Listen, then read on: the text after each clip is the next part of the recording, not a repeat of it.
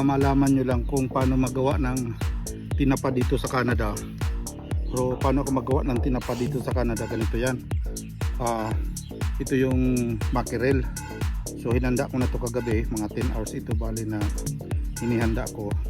So ngayon gagawin ko naman ngayon ay isasalang ko na ito dito sa aking smoker, mga siguro yung mga 2 oras.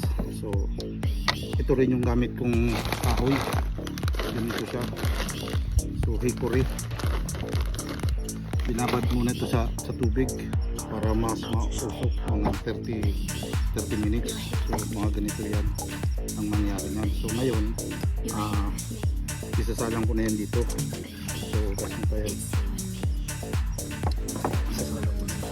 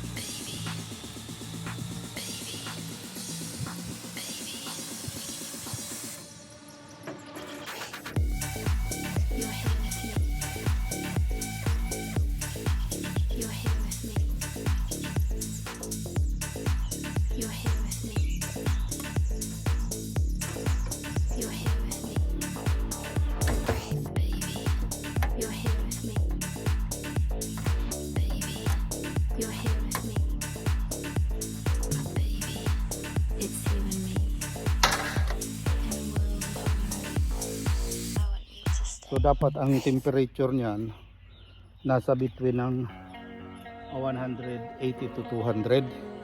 So meron yung thermostat. So yan ang kailangan nating i-maintain.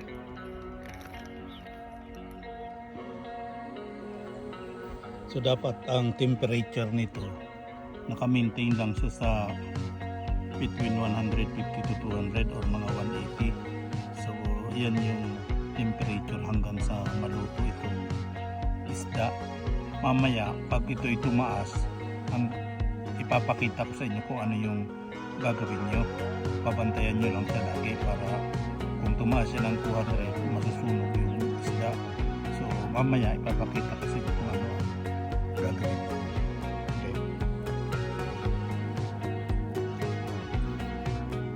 So ngayon dahil tumaas na ng temperature na sa 200 na, so medyo mainit na yan. So ito, bali tumaas ito dahil after 1 oras na ito. So ngayon halos wala na yang kahoy. So more on flame. So wala na yang gaanong usok. Ngayon dadagdagan natin yan ng kahoy yung binabad natin. So para bumaba ng konti yung temperature niya. So dadagdagan lang natin yun ng kahoy para mas mausok ulit kasi wala na.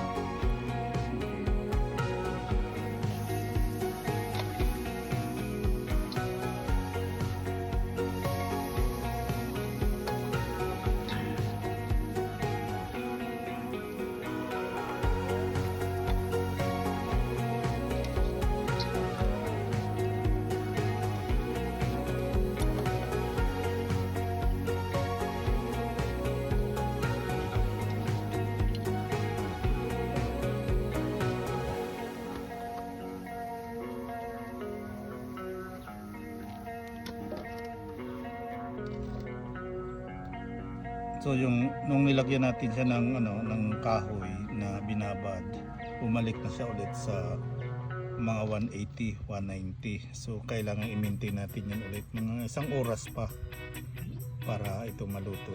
So okay. Tingnan natin after 1 oras na ito. So wow.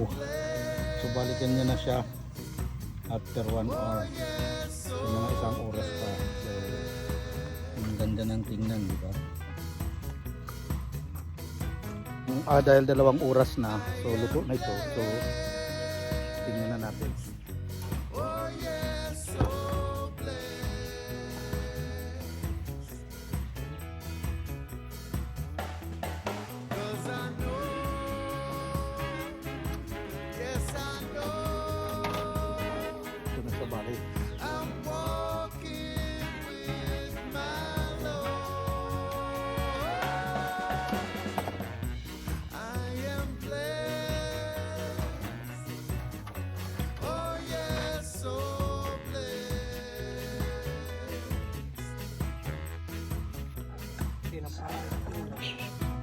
So ito na ngayon siya, yung tinapa namin bagong dito.